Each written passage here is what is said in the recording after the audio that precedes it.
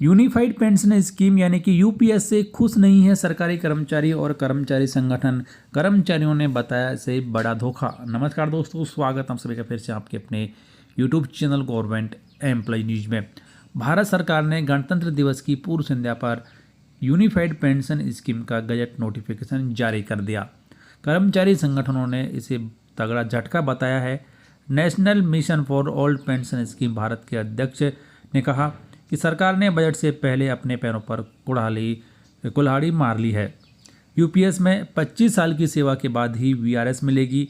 इतना ही नहीं, इसके बाद कर्मचारियों को पेंशन के लिए 60 वर्ष की आयु तक इंतजार करना होगा।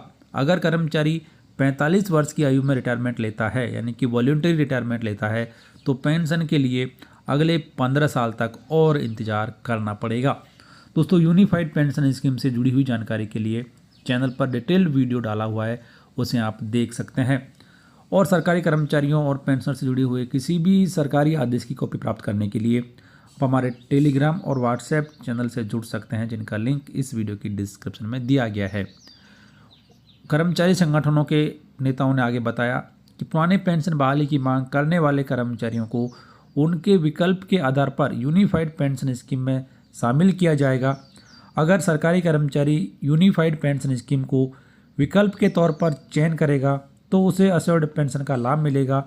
नेशनल पेंशन सिस्टम यानी कि एनपीएस पहले की तरह ही चलती रहेगी। इसमें कोई बदलाव सरकार के द्वारा नहीं किया गया है। यूनिफाइड पेंशन स्कीम केवल उन कर्मचारियों के मामले में लागू होगी जो कम से कम 10 साल की क्वालिफाइंग सेवा पूरी करके सेवानिवृत्त होंगे।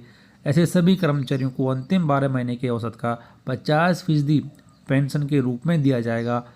इसमें महंगाई भत्ता भी शामिल होगा, लेकिन इसकी एवज में एनपीएस के तहत लिया गया कर्मचारी अंशदान भी सरकार के खाते में चला जाएगा। उक्त अंशदान के बदले सरकार प्रति 6 माह पर सैलरी का 10वां हिस्सा लमसम अमाउंट के रूप में कर्मचारी को वापस करेगी, जो कि काफ़ी कम होगी। स्वैच्छिक सेवानिवृत्ति केवल 25 साल की नौकरी पूरी करने के बाद ही दी जाएगी, लेकिन उन सभी कर्मचारियों को पेंशन केवल अधिवर्षता पूरी करने पर ही मिलेगी, यानी उनकी एक्चुअल रिटायरमेंट की तारीख से ही उनको पेंशन का लाभ दिया जाएगा। 25 वर्ष की नौकरी के बाद 60 वर्ष की उम्र तक कर्मचारी को पेंशन प्राप्त करने के लिए इंतजार करना पड़ेगा। इसलिए यूनिफाइड पेंशन स्कीम कर्मचारियों के हित में बिल्कुल नहीं है। कर्मचारियों को सिर्फ और सिर्फ पुरानी पेंशन योजना ही दी जाए। इसके अलावा कर्मचारियों की कुछ और मांग यहाँ पर थी कि पेंशन के लिए सरकार 25 वर्ष की नौकरी के बजाय 20 वर्ष की सेवा को आधार माने और एनपीएस और ओपीएस की तरह ही 20 वर्ष की सेवा के बाद ही स्वैच्छिक सेवानिवृत्ति की अनुमति दे।